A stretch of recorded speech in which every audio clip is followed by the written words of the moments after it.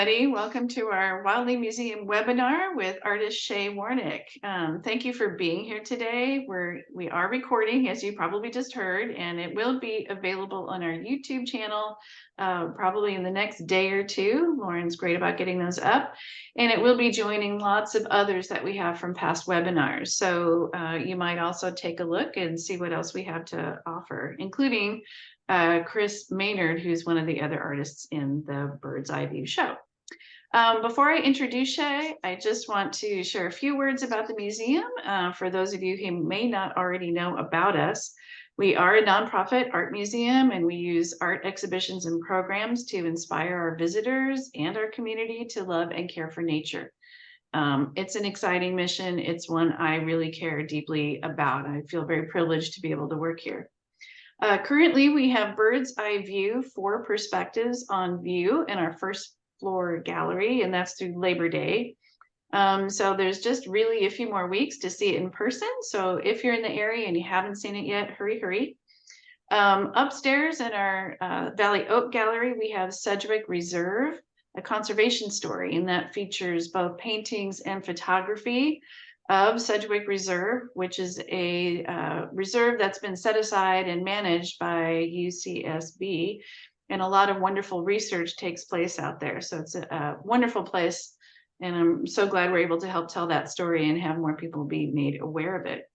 In our Michelle Kelb's Tower, we have a very fun and engaging installation by Elizabeth Chris, and that's called Message in a Bottle.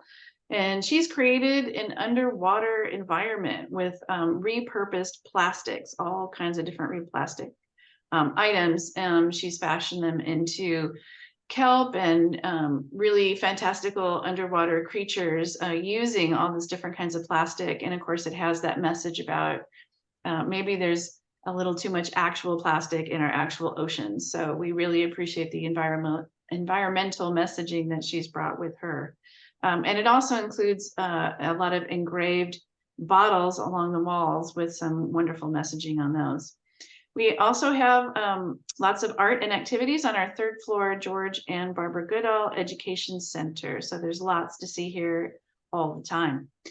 Our birds are flying away after Labor Day. So after that, just so you know, we're going to have our 3rd California National Parks juried competition.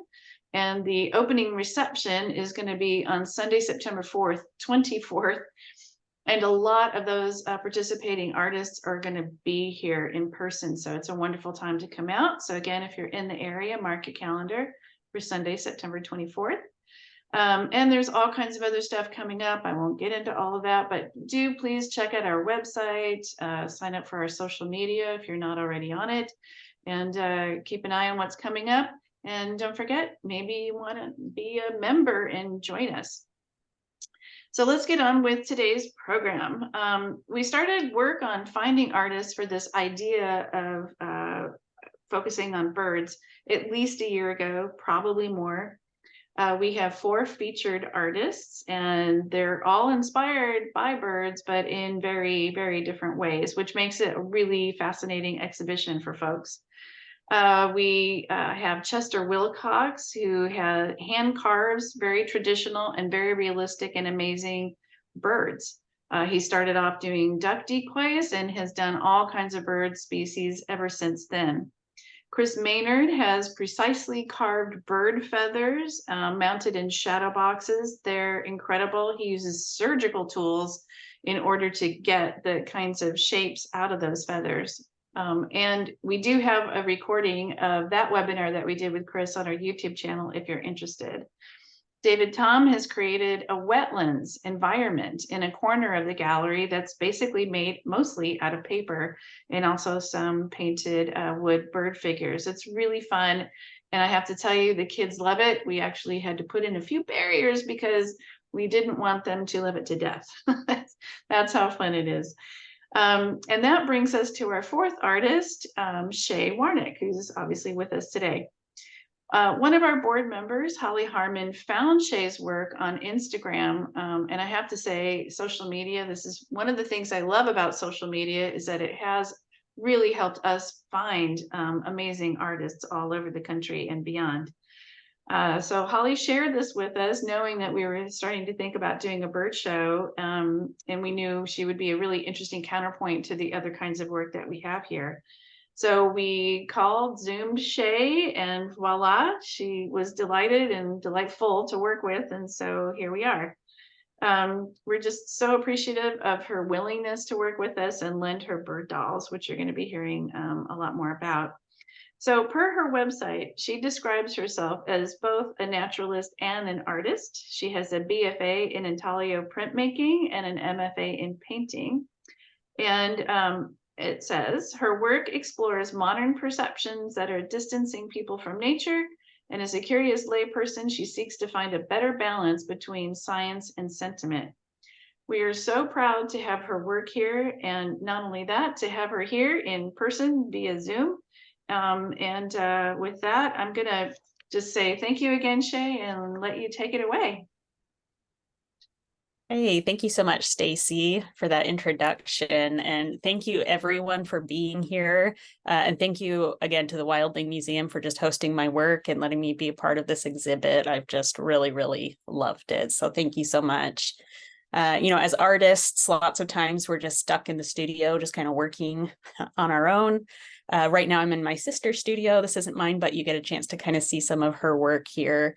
But so often we're just kind of doing our thing in the studio alone. And so any chance that we get to share just our ideas and kind of the context about our work, we're just so appreciative. So thank you. So thank you so much for being here. With that, I'm going to kind of start my slides. So those of you who know me know that I love nature. So showing at the Wildling Museum, I just love what they do and kind of what they're about. I always say I love nature, but I also just love ideas about nature. And that's really what my work revolves around. Ideas that humans have had about nature and the way that those ideas have changed over the centuries. So I'm just going to share some of that history with you and how it kind of leads up to the piece that's showing at the Wildling right now.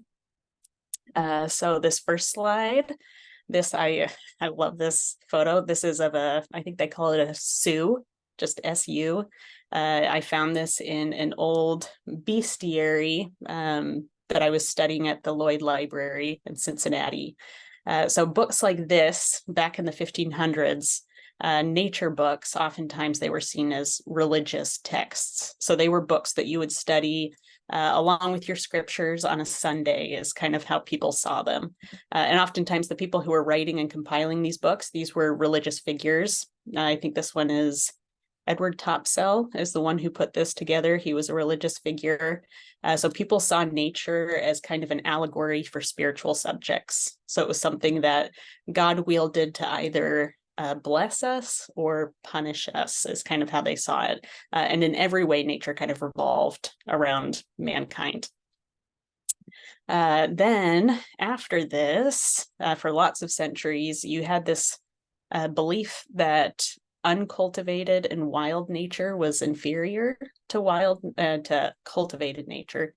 So wild nature was uglier. Cultivated nature is what they saw as truly beautiful.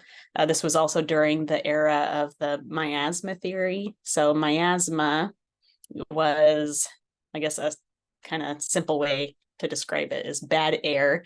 It's what they attributed most diseases to, and miasma could waft from things like wild places and especially swamps.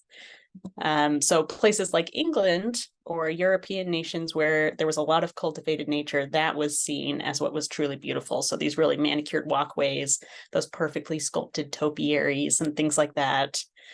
Even in places like England, any noxious species, so things that they thought might compete with humans, so stuff like bears, wolves, even beavers, these things were extinct by medieval times already in England. Even roe deer were extinct by the 1700s. So if you compared the manicured nature that you'd find in some places like England compared to the wild nature that you would find in the New World, you saw kind of this opinion that the New World nature was inferior to the Old World nature, to the nature that you'd find in Europe, and that it was even ugly. There was even one prevailing theory at the time. It was put forward by, this is the Count of Buffon. He was from France. And he had this theory about the degeneracy of American nature. And he said that American climate was so bad, that it was so cold here, that animals and living things in America would actually degenerate over time. So this is a quote from him. Let's see, make sure that let me just jump out of this real quick, move this so that I can read this quote. So he says that America has always been and still shows itself physically and spiritually impotent. Animals in the New World are in every way smaller, weaker, and more cowardly. Buffon said that American birds were mostly mute and would only sing when they lived in a land that no longer resounds with almost inarticulate tones of degenerate men.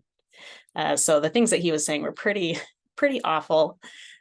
Pretty awful things about the New World. They believed that this continent was just recently kind of risen out of the ocean. They thought it was still drying out, that it was a land of swamps. I think Buffon said, his quote was that it's a place where everything putrefies and rots. So just really bad things to say about the New World.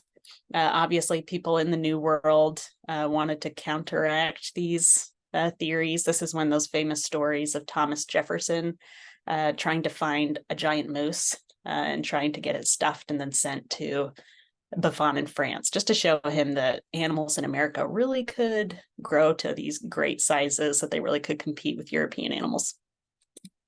So in places like Europe and the Old World, they had these ancient civilizations, ancient architecture and art and culture kind of as their heritage. So that's kind of what they were proud of. In the New World, we didn't necessarily have that and that kind of scale. And so this continent, they started to see the wildness, the untouched wildness and the landscapes as the heritage of this new continent.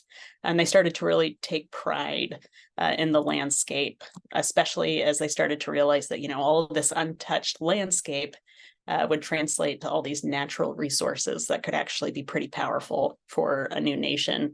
They started to really romanticize the wilderness. And this is something that even started to happen in Europe. So ideas about wildness started to change. They started to see American nature as more of a romantic idea rather than kind of this inferior type of landscape. Even Americans that went over to Europe, people like John James Audubon, they became romantic figures. Europeans, John James Audubon talks about how when he went over there, he just was bombarded with questions from people. They wanted to know how often he'd almost been eaten by bears or attacked by mountain lions or alligators.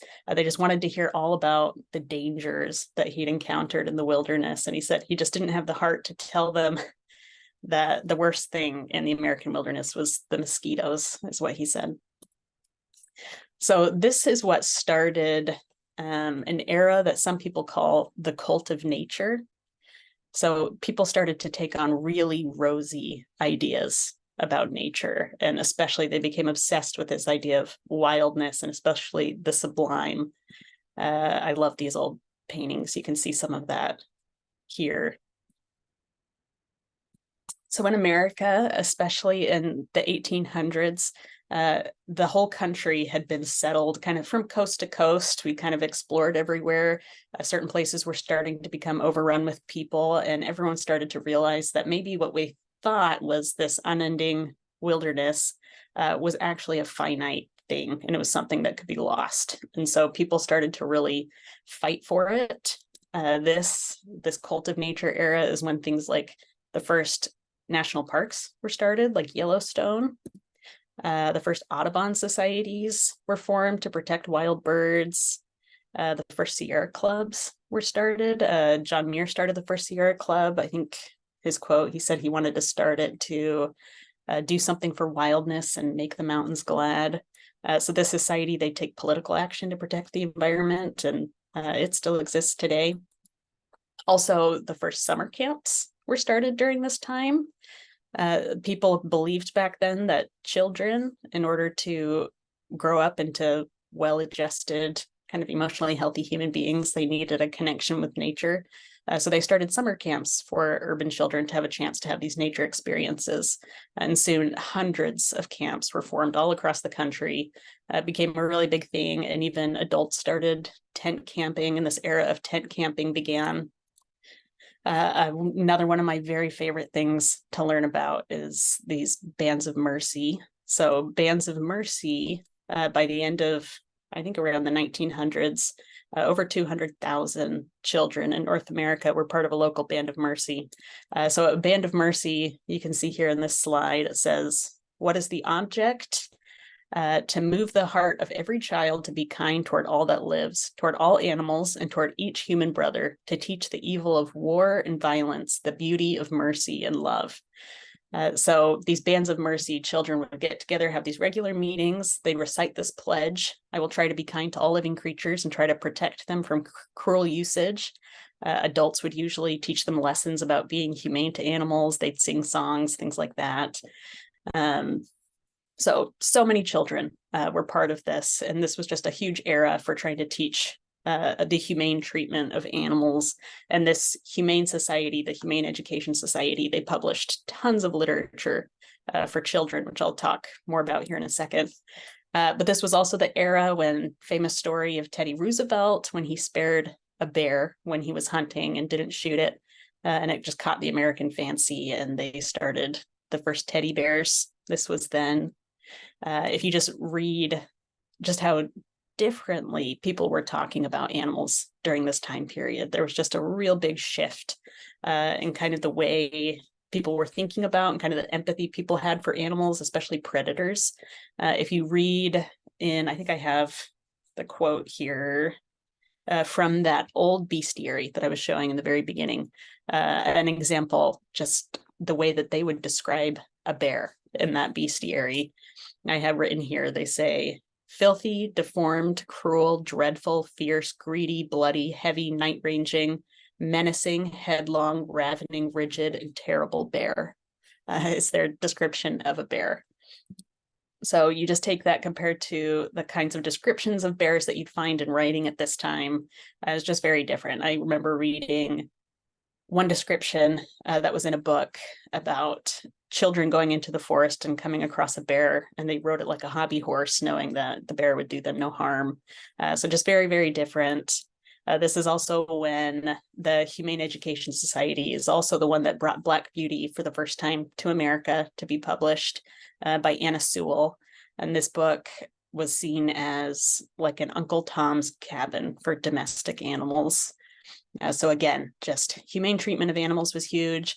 Just people were really interested in just animals in general, kind of their psychology, and books that were from the perspective of animals started to spring up. You have these classics were published during that time: Rudyard Kipling's The Jungle Book, Jack London's White Fang, just stories where the main characters are animals and the stories are being told from the perspective of animals was a really big thing then. And so you had classics like this, but you also had lots of nature writing that was a little less quality. At this time, it was just such a big moneymaker for publishers. They were just kind of cranking out all sorts of books.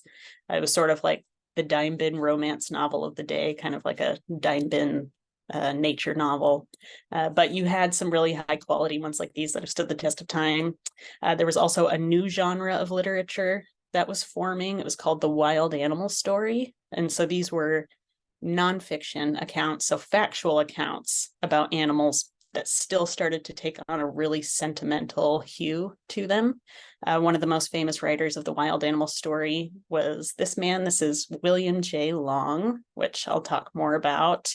The piece that I currently have at the Wildling, which I'll be mentioning more, is called The Aviary of the Reverend William J. Long. So it's based partly on what I've learned about this man right here. So this is William J. Long. He's a minister from Massachusetts that lived in the 1800s and early 1900s. He would take his family and move to Maine every summer and camp in the wilderness and then write about his nature experiences is what he did. And his books became really big bestsellers. So people like William J. Long and other wild animal story authors, people like Ernest Thompson Seton, they were just writing about animals in a way that no one really had before, not in factual accounts about animals.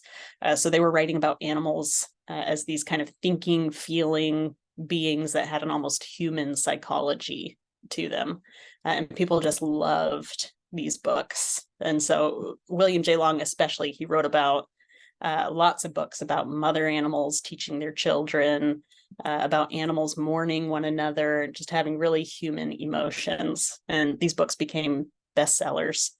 I was reading an article, I can't remember where it was published, but an article during this time that talked about the charm of these articles. And they said that it wasn't so much that these authors were writing about animals the way that they actually are, but they're writing about animals the way that we would like them to be. And that's why they were so popular. And there were actually a lot of people who had a hard time with those stories, and they kind of gave rise to a controversy that some people still study and know about today. I hadn't heard of it before, but it's one of my favorite subjects that I love to learn about for a really long time, called the nature fakers controversy. So this man right here, this is John Burroughs. He at the time was probably the most famous naturalist in the country, even one of the most famous Americans and beloved Americans, well-respected Americans at the time. So he had a problem with these wild animal story authors.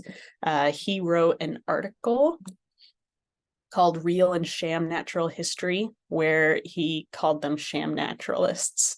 So I think even in here, let's see if I can find it. Yeah, on the left, he says, or on the right, it is Mr. Long's book, more than any of the others, that justifies the phrase sham natural history, and it is to it and to Mr. Thompson Seton's Wild Animals I alone have known. I won't finish that, but so William J. Long especially was targeted in this controversy. So this started a big debate in the press that went on for about 6 years. I think the New York Times called it the War of the Naturalists. Even people like Teddy Roosevelt got involved in this. So Teddy Roosevelt himself was a pretty prominent nature writer. He wrote and kind of supported the side of John Burroughs. Here's a letter to John Burroughs, and you can read here. He says, "We have no quarrel with Mr. Long," meaning William J. Long, "for the conclusions he draws from facts. Our quarrel with him is because he invents the facts. The Outlook," which is a publication, might just as well take the Cardiff Giant seriously as to take Long's story seriously. So I think it was William J. Long kind of then attacked Teddy Roosevelt in the press as a big game hunter, saying things along the lines of if he just kept animals alive long enough, he'd know more about them. So this went back and forth for a really long time. It finally ended in around 1907. Teddy Roosevelt wrote an article called Nature Fakers, where he called these authors yellow journalists of the woods who can easily believe 3 impossible things before breakfast. So this was kind of the end of the wild animal story. A lot of people at the time even kind of called this a tempest in a teapot situation. It seemed like it really wasn't that big a deal, and it was made to be a big deal. But I have a quote here from Ralph Lutz. He says that the nature faker controversy was far more than a clash over the accuracy of animal stories or the question of whether animals can reason. Rather, the debate signified the changing sensibilities of writers and readers at the turn of the 20th century. So even though it seemed like it was kind of a silly debate, but it really did kind of signify a change that was starting to happen. Kind of ushered in a new era of objectivity, and it became taboo to be a nature sentimentalist. There was, let's see, this is J.G. Woods. He was one of the most famous parson naturalists in England. He'd been writing about natural history for decades, but here he kind of starts to talk about the shift that was starting to happen. He says that nowadays science is so very skillful in her military affairs that she keeps a corps of sharpshooters And no sooner does a would-be naturalist show his head in the distance than he gets shot through the brain by a horrible bullet of a word that effectually slays the naturalist in him. So again, this was kind of ushering in a new era of objectivity. The study of nature started to become much more formalized. It wasn't just for anyone who had the interest in the means anymore. You started to get much more kind of specialized areas of study. And again, the idea of being a nature sentimentalist was very taboo. You had to be very careful about the way that you wrote about animals and nature. And it started to kind of push sentimentalism and science just very far apart. We kind of entered this age of objectivity, which we kind of are still in today. And there are good and negative effects of that lots of authors and people have written about that I'm not going to go into too much tonight, but I'm going to jump into talking about the piece that I created that's currently on view at the Wildling Museum in their exhibit that Stacy was talking about, Bird's Eye View. So this piece, here it is at the Wildling, along with one of Chris Maynard's amazing feather sculptures. So for this piece, I started by, just to give you some background into it, I hand painted around 200 of these birds on canvas cloth. And then I worked with a textile printer to actually have them reproduced so that in the end I could have around 700 of these. And they've been shown in several different venues, kind of in different formats, but always they're on this kind of shallow ledge in this crowded kind of line, all facing the same direction. So this piece, the seeds for this piece were started when I was reading a lot of literature from the era that I think I called it earlier, the cult of nature. I was reading a lot of books from that time. So things like Gene Stratton Porter, Ernest Thompson Seton, and William J. Long, like this one, especially School of the Woods. And it was when I was actually reading this book by William J. Long, and I had never heard about the controversy with Long or about the nature fakers or anything about the history of these books at the time when I started reading these. But when I was reading it, I just found myself really enjoying these books. I could tell that they were either misinterpretations about animal behavior or just lots of literary license. I could tell that they weren't really true, and probably anyone reading them today would be able to tell that. But I still just found myself really enjoying them and just kind of wishing that they were true. I loved reading about mother animals teaching their children, or even just about William J. Long's kind of close connection with nature. I just was kind of enamored by it. And I started to, either wish that it was true that animals really were these thinking, feeling creatures, or at least wish that I lived in an era where people still believed that that was true. I started wondering if animals really were these thinking, feeling creatures. Would we kind of steward them a little differently? And this started a lot of questions, kind of got me thinking, especially about anthropomorphism, which is the practice of giving human characteristics to non-human things. It's something that I started to study a lot. I was also reading a lot of books at the time about our disconnect with nature in modern times, things like Richard Louve's Last Child in the Woods, or this one by Carol Yoon, Naming Nature, The Clash Between Instinct and Science. And I started thinking about this disconnect that we're having and thinking, maybe we could afford to unlearn some of the things that we've learned and get back to actually connecting with nature and some of these older, more cultural ways that just really resonate, and started kind of thinking about the repercussions of that. And that kind of started me down this line of studying anthropomorphism. Again, the practice of giving human characteristics to non-human things. So anthropomorphism is something that almost all cultures have done since ancient times in some way or another.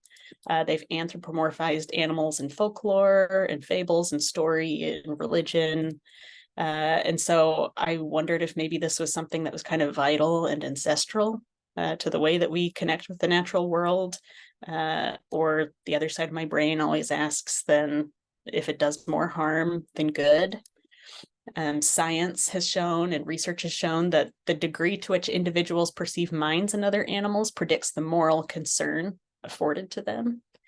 So I thought that was really interesting. I thought that seems like it would just have positive repercussions. It doesn't seem like there's any negative side effects to that, having more moral concern for creatures.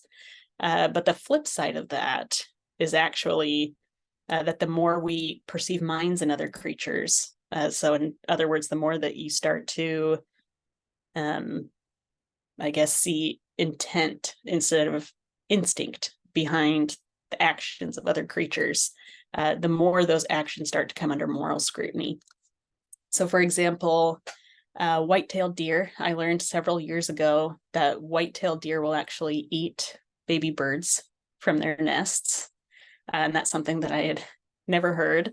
And when I heard that, I was a little bit horrified by that, just a little. I'd always seen white-tailed deer as gentle and humane and vegan. But after this, after learning that they'll eat baby birds from their nests, I was weirdly a little less haunted by a childhood memory I had of seeing a deer drown in a lake. So you can just see how quickly, our perception of an animal can change. And that's something I've thought about a lot. So, for example, how would our moral concern for deer change if they ate our house pets when we let them outside? Or how would our moral concern for tigers change if they had a face like a blobfish? Or how would our moral concern for spiders change if they sang pretty songs like a bird? So animals have always been something that's a little foreign to us. They've been difficult to understand. And in an effort to understand them and kind of understand what their consciousness is, we've either tried to divorce them from personhood completely, or we've tried to anthropomorphize them a little too much. And the problem with anthropomorphizing things is you run into this issue of where to draw that line of sentience. So what does it even mean to be a human? And what does it mean to be an animal? And if animals are like humans, then how are humans like animals? So you start to create sort of this dialectical dilemma. I think it was Jack London during the nature faker controversy said the problem is if we deny those kinds of attributes in animals, then we might actually be kicking the evolutionary ladder out from under our own legs. So anthropomorphism was a really big driving concept for this piece, and I wanted to introduce it in several ways. Very obviously, the birds are standing in upright posture like little humans. Also, they're dolls, which dolls are just inherently anthropomorphized objects. I also have them standing in that kind of crowded line, just kind of waiting, all facing the same direction, which makes them seem kind of human. I also wanted to create some scientific accuracy. I was telling this to Stacy before that I wanted people to be able to look at the birds and maybe identify an actual individual species. But at the same time, I kind of wanted there to be a little vestige of personality, sort of like they embody colloquial names that they used to have, like from old folk tales, things like Whiskey Jack and Helldiver and things like that. I also wanted the birds to be mostly simple and straightforward, but it was important to me that they somehow embodied that difficulty that we have when we're trying to delineate uniquely human characteristics. And so weirdly, a lot of the things that I've done in this that humanize the birds are things that would also dehumanize humans. So for example, the standing in this kind of crowded line seems to humanize the birds, but the same crowded line might dehumanize humans. And notoriously, crowds take on animalistic tendencies. Also, standing in this single line, I was learning a lot about these kind of dehumanizing hierarchies that humans have created in their relationships with nature in the past. The single line seems to delete that, but also in this kind of quest for equality, you can easily start to delete unique identity, which kind of starts to happen when you see these huge masses of these birds, when you see 700 or hundreds of them sitting in this line. Also, the birds, again, they're dolls, which are inherently human-like things, but at the same time, by making them dolls, they are playthings, which is also something that commonly happens with nature and is also one of the biggest risks of anthropomorphizing things. So as I just conclude here, I just wanted to read this quote by Carol Yoon from her book In Naming Nature. I love this quote. I think this quote embodies a lot of kind of what I've been learning about and kind of the opinions that I have. I don't have a whole lot of hard opinions about things. Mostly my research and my studying just makes me come up with questions rather than very many hard answers to things. But in this quote, Carol Yoon says that each organism is like a prism, capable of breaking the white light of human thought into a rainbow of countless shades and hues. And I love that. I think Ralph Lutz said something similar when he said that animals are ideas as well as living, breathing creatures. And I think that as humans, it might just be impossible for us to ever be able to separate nature or living things from the ideas that we have of those things. So all of my research through history, just learning about how truly malleable our concepts of nature are, just how much they can change and how quickly they can change, and just seeing the effects that religious beliefs, cultural beliefs, evolutionary tendencies, even science and objective science can have on our perceptions and connections with nature. I think one of the biggest things that I've come to know and believe is that I think that science and sentiment act as a checks and balances. I think that we need both of them. They act as sort of like a system of checks and balances for our connection to nature. And that's something that Stacy read in my statement that I have on my website, that I firmly believe that a balance between science and sentiment creates a more tempered and truthful and inviting outlook on the natural world. So thank you very much for listening to that. I have this slide here. If you'd like more information, then here's my website where you can get more information, and my Instagram where I'm posting things regularly. You can kind of get more frequent updates. And then I think Lauren said that she'll take a look at the chat, and if there are questions, you can feel free to put those in, and I'd be happy to answer anything about my presentation, about my piece of the Lloyd, or any questions at all that you might have. So thank you. Thank you so much, Shae. That's fascinating to learn everything that's behind your work. I'm definitely partial to it because I got to install all 260 birds at the Wildling. And it's just been a great conversation piece for all of our visitors, young and old. So thank you so much for sharing more with us. And I apologize. I didn't really say at the top about the questions, so feel free to pop some in now.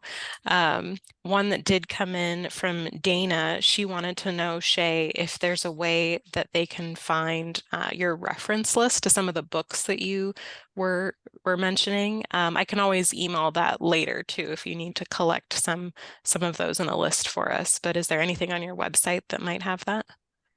I would be happy to compile that and send that. Yeah, I do have a lot, and there's some maybe image painters and artists and things from this presentation that I would be happy to put on that too. And I can send that to you, Lauren, and that's something you can make available. Okay, thank you so much. I'm sure there might be more folks who want that too. So we will send that out to everyone who attended today. Let me just check here. Dana asked, I was also wondering if you have always focused on birds in your work.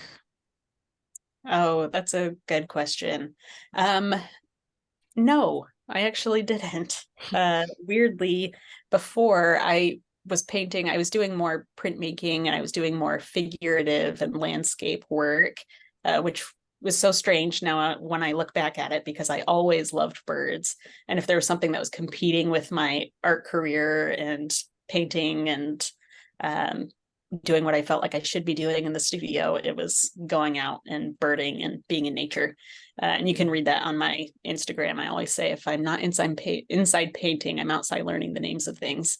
And so it kind of was competing and conflicting interests until I just realized, I don't know why it took me so long, it clicked to just really paint what I know and what I love. And then just kind of became an engine where things took off after that. But no, for some reason, I don't think a lot of artists, it takes us a while to kind of really hit on and understand how to integrate what we really, really love with our work. So took a little while, but. Thank you. Yeah, and I know I think all of our artists who are in this show are avid birders, and they do, go out in nature and see the birds that they're reproducing in their work. So it's so nice to know that you have that connection, because it comes through so clearly. And I was wondering, is this your only piece incorporating textiles, or do you often use fabric in your work? Oh, yeah, good question. I have one other where I've used textile. I hand painted a pattern for a fabric for a piece that I did for the Lloyd Library and Museum. It's a pillow that has some kind of old patterns on it that are kind of reminiscent of old folk paper cutouts that they used to make in places like Pennsylvania back in the day. But no, I don't do much textile work. I don't consider myself textile artist or very skilled with textiles. If people look too closely at the sewing for my bird dolls, I'm afraid they could do lots of critiquing, but it is something I do have a lot more ideas and thoughts that I would love to incorporate. So if people look at my Instagram and my website, it's mostly painting, just your classic kind of gallery painting, but I do love to make toy forms. That's just something my brain just thinks in toy forms when I think about these kinds of historical topics. And so I have lots of plans for more, so maybe more textiles in the future. Great. We just got a question in our question box from Jamal. Thanks very much for your talk. Can you speak on the subject matter of your artwork through the years, and will anthropomorphized birds make their way to your canvas pieces moving forward? That's a good question. Yeah, so I didn't show any of my paintings here, my kind of canvas paintings, just gallery paintings. But I feel like they're very based on similar topics. So when you see my paintings, it doesn't look like there are any humans involved in those, but they're still very much based on human interactions with nature. All the plants in them are based on herbarium specimens, so you'll see they're all kind of flattened. I make sure they're very decoratively arranged, so it looks like humans arranged those. I just do things to try to hint at humans all the time in my work. And the birds, so far, they are the part that I kind of keep them a little bit more naturalistic and kind of untouched by humans. But if there is one thing that will change in my work, I'm going to try to start, I guess, arranging those or manipulating those in different ways. And anthropomorphism might start to make its way in there. I also have lots of things kind of turning and happening in that direction. So maybe, so thanks, Jamal, for that question. There might be. Yeah, we'll have to see. There's definitely some things I've thought of that kind of go that direction. We'll keep our eyes on your social media. Yeah, that's where you'll see it first. Something we were chatting a little bit about at the beginning, but maybe wasn't clear for some of the later folks joining, was that there's 3 extinct species hidden in our piece at the Wildling. And I was curious, what made you choose those particular extinct species? And is that a fun kind of personal choice? Do you like people to know that immediately? Yeah, I think that's partly it was just the fun for anyone who's a birder or loves learning about the history of birds to be able to, when they're looking through, to see fun things like that kind of peppered in there, kind of like a special bird. I also wanted to do that partly because there's something about them being extinct. They're very famous and kind of on a pedestal, rightly so. They're just a very important kind of learning experience for us. But them being mixed in with the rest of the birds kind of does that, kind of shows that lack of hierarchy that I was kind of talking about in my talk, where I'm not trying to put any on pedestals. They're all, you have even your house sparrows with things mixed in, like your Carolina parakeets and stuff like that. And so I was just trying to create a very kind of equalized line, but also just having a lot of fun. And the birds that I chose, there's some that are just my favorite birds. I couldn't paint every single bird that was in North America. So you see a lot of my favorite ones, the ones that I just grew up with, or ones that I don't have on my life list yet that I haven't seen, that I'm just searching for and just really want to see, or ones that I just really regret never having gotten a chance to see and never will, things like those extinct species. So definitely there's things like that influencing the choices that I made with those birds. Great. Yeah, that was one of my next questions was if you had a favorite in there, but it sounds like there's probably a lot. Yeah. Yep, there are a lot. I didn't paint a single bird that I don't love in there. I made sure I just chose the ones that I would love and love to paint. Great. Let me just see. Feel free if anyone has more questions, you can drop them in here. I was going to say the kids that have come, we've had some summer camp groups and they just love to point out the birds that they know. You know, even just seeing that there's multiple hummingbirds, they get so excited being able to identify the species, and it's been really cool to see their reaction. And of course, tell them not to touch, but they really connect with it. Oh, I love that. And I did want to make it recognizable species so you could kind of go birding as you look at it, which is a lot of fun. And oh, we just got one from Parker. Hi, Shae. It's nice to see you, and I really enjoyed the presentation. It's fun to look at the bird dolls and see them as people in funny clothes lining up for an event.